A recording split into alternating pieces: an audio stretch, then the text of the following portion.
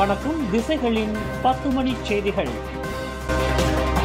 நாட்டில் மூன்றாம் தர பிரஜைகள் என்று யாரும் இல்லை. இந்நாட்டில் மூன்றாம் தர பிரஜைகள், இரண்டாம் தர பிரஜைகள் என்று யாரும் இல்லை என்று ஸ்லாங்கூர் மந்திரி பசார் டத்தோஸ்ரீ அமீருடீன் ஷாரி தெரிவித்துள்ளார். நாட்டின் அரசியலமைப்பு சட்டப்படி அனைவரும் சமமே என அவர் உறுதிபட தெரிவித்துள்ளார்.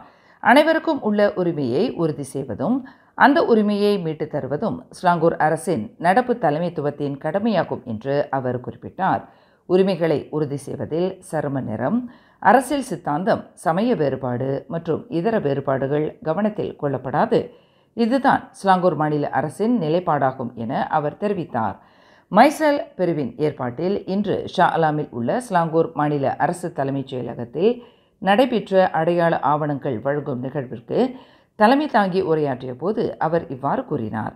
அடையாள ஆவணங்கள் இல்லாத காரணத்தால் மாநில மக்கள் தங்களின் அடிப்படை உரிமைகளையும் மாநில அரசின் திட்டங்களின் வாயிலாக கிடைக்கக்கூடிய அனுகூலங்களையும் பெறுவதிலிருந்து விடப்படாமல் இருப்பதை உறுதி செய்ய கடந்த 2008ஆம் ஆண்டில் ஆட்சி மாற்றத்திற்கு பின்னர் செல் அமைப்பை மாநில அரசாங்கம் நிறுவியதாக அவர் சொன்னார். அடையாள பத்திரங்களை பெறுவதில் பல சிக்கலை எதிர்நோக்குவதற்கு குடும்ப சிக்கல்கள், அறியாமை மற்றும் மலாய் மொழியில் திறன் பெற்றிராதது உள்ளிட்ட பல்வேறு காரணங்கள் உள்ளதாக அவர் மேலும் தெரிவித்தார். கடந்த 15 ஆண்டுகளில் அடையாள கார்டு, பிறப்பு பத்திரம் போன்ற ஆவணங்களை பெறுவதற்கு 6000க்கும் அதிகமான விண்ணப்பங்கள் பெறப்பட்ட நிலையில் அவற்றில் சுமார் 2000 விண்ணப்பங்கள் அங்கீகரிக்கப்பட்டன. இதன் மூலம் 2000 பேர் அடையாள ஆவணங்களை பெறுவதற்கும் கல்வி, வேலைவாய்ப்பு, அரசாங்க சலுகைகளில் உரிய வாய்ப்புகளை பெறுவதற்கும் வாய்ப்பு கிட்டியுள்ளது என்றார் அவர். பிரதமரின் பதவிக்காலம் 10 ஆண்டுகளுக்கு மேற்போகாமல் வரையறுக்கப்பட வேண்டும். இந்த உத்தேச பரிந்துரையை அமல்படுத்த வேண்டுமானால் இதனை விவாதிப்பதற்கு மக்களவையின் விதிமுறைகளுக்கு ஏற்ப சிறப்பு மக்களவை கூட்டம் கூட்டப்பட வேண்டும் என்று பிரதமர் துறையின் சட்டத்துறை அமைச்சர் டத்தோஸ்ரீ அசலினா ஒஸ்மான் தெரிவித்துள்ளார். மக்களவையின் சட்ட ஒதுக்கீட்டின் கீழ் இவ்விவகாரம் சிறப்பு மக்களவை கூட்டத்தில் விவாதிப்பதற்கு முன்னதாக மிக ஆழமாக விவாதிக்கப்பட்டு அமைச்சரவையில் முடிவெடுக்கப்பட வேண்டும். அதன் பின்னரே இவ்விவகாரம் மீதான உத்தேச சட்ட மசோதாவை விவாதித்ததற்காக மக்களவையில் தாக்கல் செய்ய முடியும் என்று அசலினா ஒஸ்மான் குறிப்பிட்டார். பிரதமர் ஒருவர் அதிகாரத்தில் இருப்பதற்கான பதவி காலத்தின் கால வரம்பை தீர்மானிக்க வேண்டுமானால் அதில் கூட்டரசு அரசியலமைப்பு சட்டம் சம்பந்தப்பட்டுள்ளது. எனவே கொள்கை வரைவு உள்ளடக்கப்பட்ட இவ்விவகாரம் முதலில் மிக ஆழமாகவும் விரிவாகவும் விவாதிக்கப்பட வேண்டியுள்ளது என்று மக்களவையில் எழுத்துப்பூர்வமான கேள்வி பதிலில் அமைச்சர் அசலினா ஒஸ்மான் தெரிவித்துள்ளார். சிறார்கள் காரை செலுத்திய காணொளி ஒன்று சமூக வலைதளத்தில் வைரலானதை தொடர்ந்து அந்த சிறார்களின் பெற்றோரை போலீசார் தேடி வருகின்றனர். 2 நிமிட காணொளியில் வயது குறைந்த ஒரு பெண் உட்பட 3 சிறார்கள் அந்த புரோடுவா வீவா காரில் இருப்பது தெரிய வந்துள்ளது. பெரியவர்கள் துணையின்றி அந்த மூவரில் ஒருவர் காரை ஓட்டிச் செல்கின்றார். அவர்கள் எந்த பகுதியில் காரை ஓட்டிச் செல்கின்றனர் என்பது சரியாக தெரியவில்லை. ஆனால் அது குறித்து போலீசார் தீவிரமாக ஆராய்ந்து வருவதாக புக்கிட் அமான் போலீஸ் தலைமையகத்தின் போக்குவரத்து பிரிவின் இயக்குனர் டத்தோஸ்ரீ முகமது யூஸ்ரி ஹசன் பஸ்ரி தெரிவித்துள்ளார். ஸ்லாங்கூர் மாநிலத்தில் கிள்ளான் ஜோஹான் சத்யாவையும் பட்டாலிஞ்சோயா பண்டா உத்தாமாவையும் இணைக்கும் 3வது LRT ரயில் திட்டத்தின் நிர்மாணிப்பு பணி அடுத்த ஆண்டு 3வது காலாண்டில் பூர்த்தியாகும் என்று எதிர்பார்க்கப்படுகிறது. 20 நிலையங்களை உள்ளடக்கிய அதன் கட்டுமான பணிகள் 95.6 விழுக்காடு பூர்த்தியாகிவிட்டது.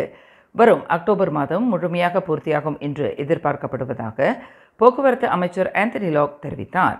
கட்டுமான பணிகள் பூர்த்தியானவுடன் தொடர்பு முறைகளுக்கான பணிகளுக்கு மேலும் சில மாதங்கள் ஆகலாம் என்று கிள்ளான் பசார் ஜாவாவில் LRT 3இன் கட்டுமான பணிகளின் ஆக கடைசி நிலவரங்களை நேரில் கண்ட பின்னர் செய்தியாளர்களிடம் பேசுகையில் ஆந்தனி லாக் இதனை குறிப்பிட்டார். ஸ்லாங்கூர் கஜங் உத்தாமா வட்டாரத்தில் சாலையில் அராஜகம் புரிந்த கேடிகளுக்கு எதிராக மேற்கொள்ளப்பட்ட சோதனை நடவடிக்கையில் 49 மோட்டார் சைக்கிள்களையும் ஒரு ஃபார்டிரைவ் வாகனத்தையும் போலீசார் பறிமுதல் செய்தனர். சம்பந்தப்பட்ட மோட்டார் சைக்கிள் ஓட்டிகளுக்கு எதிராக பல்வேறு குற்றங்களுக்காக மொத்தம் 75 சம்மன்கள் வெளியிடப்பட்டுள்ளதாக அவர் குறிப்பிட்டார். 15க்கும் 25 வயதுக்கும் இடைப்பட்ட வயதுடைய மோட்டார் சைக்கிள் ஓட்டிகளில் பெரும்பாலானவர்களுக்கு வாகனமோட்டும் உரிமம் இல்லாதது கண்டுபிடிக்கப்பட்டுள்ளது என்று கஜங் மாவட்ட போலீஸ் தலைவர் ACP நஸ்ரோன் அப்துல் யூசுப் தெரிவித்தார். முன்னாள் பிரதமர் டத்தோஸ்ரீ நஜீப் துன் ரசாக் மற்றும் அவரின் புதல்வர் டத்தோ நசிஃபுடீன் ஆகியோர் செலுத்தப்படாத வருமான வரியான முறையே 169 கோடி வெள்ளியையும் 3,76,00,000 வெள்ளியையும் கோருவதற்கு உள்நாட்டு வருமான வரி வாரியம் தொடங்கியுள்ள திவால் நடவடிக்கையை தடுத்து நிறுத்துவதில் தந்தையும் மகனும் இன்று தோல்வி கண்டனர். தங்களுக்கு எதிராக திவால் வழக்கு நடவடிக்கையை தொடங்குவதற்கு அனுமதி அளிக்கக்கூடாது என்று நஜீப்பும் அவரின் மகனும் செய்து கொண்ட விண்ணப்பத்தை கோலாலம்பூர் உயர் நீதிமன்றம் தள்ளுபடி செய்தது.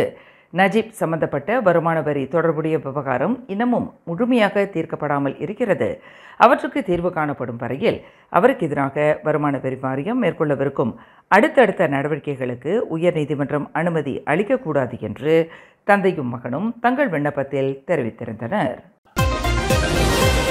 கிளாந்தான் குவாமுசாங் நாடாளுமன்ற தொகுதிக்கு உட்பட்ட நங்கிரி சட்டமன்ற தொகுதியில் பரிகாத்தான் நேஷனல் சார்பில் அரச மலேசிய கடற்படையின் முன்னாள் வீரர் முகமது ரிஸ்வாடி இஸ்மாயில் போட்டியிடவிருப்பதாக அக்கூட்டணி இன்று அறிவித்துள்ளது. முகமது ரிஸ்வாடி இஸ்மாயிலின் பெயரை கிளாந்தான் மாநில முன்னாள் மந்திரி பசார் முகமது நசருடீன் டவுட் அறிவித்துள்ளார். குவாமுசாங் பாஸ் கட்சி இளைஞர் பிரிவின் முன்னாள் துணைத் தலைவரான முகமது ரிஸ்வாடி இஸ்மாயில் தற்போது பெர்சாத்து கட்சியின் உறுப்பினராக உள்ளார் என்று தெரிவிக்கப்பட்டுள்ளது. தாம்சே முஹிதீன் யாசின் தலைமையிலான பரிகாத்தான் நேஷனலில் ஓர் உறுப்பு கட்சியாக இருந்து வரும் கராகான் அக்கூட்டணியிலிருந்து வெளியேறுவதை பாஸ் கட்சி தடுக்காது என்று அதன் உதவி தலைவர் முகமது அமார் அப்துல்லா தெரிவித்தார். ஒரு கூட்டணியில் உறுப்பியம் பெற்றுள்ள ஒவ்வொரு கட்சிக்கும் உரிமையும் சொந்த நிலைப்பாடும் உள்ளது. எனவே அக்கூட்டணியிலிருந்து கராகான் வெளியேறுவதா இல்லையா என்பது குறித்து அக்கட்சியை பொறுத்ததாகும் என்று முகமது அமார் குறிப்பிட்டார். சீன பள்ளிகளுக்கு மதுபான நிறுவனம் ஆதரவு வழங்கி வரும் நிதி திரட்டும் நடவடிக்கைகள் குறித்து பாஸ் கட்சி தொடர்ந்து சர்ச்சை செய்து வருமானால் பரிகாத்தான் நேஷனல் கூட்டணியிலிருந்து கராகான் வெளியேறக்கூடிய சாத்தியம் இருப்பதாக அதன் துணைத் தலைவர் ஓ தொங் கியோங் அறிவித்திருப்பது தொடர்பில் பாஸ் கட்சி தகவல் பிரிவு தலைவர் எதிர்வினை ஆற்றியுள்ளார். கடந்த சனிக்கிழமை அம்பாங் தமான் லம்பாஹ் மஜுவில் உள்ள ஓர் அடுக்குமாடி வீட்டில் மாது ஒருவர் தீயில் கருகி கிடந்த சம்பவம் தொடர்பில் விசாரணைக்கு உதவ போலீசார் 8 பேரின் வாக்குமூலத்தை பதிவு செய்துள்ளனர். சம்பந்தப்பட்ட மாது உயிரிழந்த சம்பவத்தில் குற்றத்தன்மைக்கான அம்சங்கள் உள்ளனவா என்பதை கண்டறிவதற்கு சம்பந்தப்பட்டவர்களை போலீசார் விசாரணை செய்திருப்பதாக அம்பாங் ஜோயா மாவட்ட போலீஸ் தலைவர் ACP முகமது அசம் இஸ்மாயில் தெரிவித்தார். புகையை நுகர்த்தது, உடலில் ஏற்பட்ட தீ காயங்களால் அந்த மாது மரணம் அடைந்ததாக துவங்கு முக்ரிஸ் மருத்துவமனையின் தடயவியல் பிரிவு கடந்த ஞாயிற்றுக்கிழமை நடத்திய சவ பரிசோதனையில் கண்டறிந்துள்ளது. அந்த மாதுவுடன் தீக்காயங்களுக்கு ஆளான அவரின் காதலன் என்று நம்பப்படும் ஆடவர் அம்பாங் மருத்துவமனையில் அனுமதிக்கப்பட்டு இன்னமும் சுய நினைவின்றி இருந்து வருவதாக ACP முகமது அசாம் குறிப்பிட்டார். பினாங்கு மாநிலத்தின் பிரதான கடற்பகுதியான பத்து ஃபெரங்கி கடலோர பகுதியில் குதிரையேற்றம், குதிரை சவாரி முதலிய நடவடிக்கைகளுக்கு வரும் செப்டம்பர் 1 தேதியிலிருந்து தடை விதிக்கப்படுகிறது. சம்பந்தப்பட்ட கடலோர பகுதியில் குதிரை சவாரி நடவடிக்கையினால் எழக்கூடிய பாதுகாப்பு பிரச்சினைகள் மற்றும் கடலோர தூய்மையின்மை தொடர்புடைய புகார்கள் கிடைக்கப்பெற்றிருப்பதை தொடர்ந்து இந்த தடை விதிக்கப்படுவதாக பினாங்கு ஊராட்சி மன்ற நகர திட்டமிடுதல் மற்றும் புறநகர் ஆட்சிக்குழு உறுப்பினர் ஜேசன் ஹங் மொய் லீ தெரிவித்தார். குதிரை நடவடிக்கைகளுக்காக கடலோர பகுதியில் குதிரைகளை கட்டுவதற்கு அனுமதியின்றி இரும்பு கம்பிகளை ஊன்றுதல், அந்த விலங்கினத்தை முறையாக பராமரிக்காதது போன்ற புகார்களையும் தாங்கள் பெற்றிருப்பதாக அவர் குறிப்பிட்டார். தமக்கு அறிமுகப்படுத்தப்பட்ட பெண்ணை பாலியல் பலாத்காரம் புரிந்ததாக பெர்சாத்து கட்சியின் கோம்பா சத்யா சட்டமன்ற உறுப்பினர் ஹில்மான் இடாமின் முன்னாள் உதவியாளருக்கு கோலாலம்பூர் செஷன்ஸ் நீதிமன்றம் இன்று 13 ஆண்டு சிறை மற்றும் 2 பிறம்படி தண்டனை விதித்தது.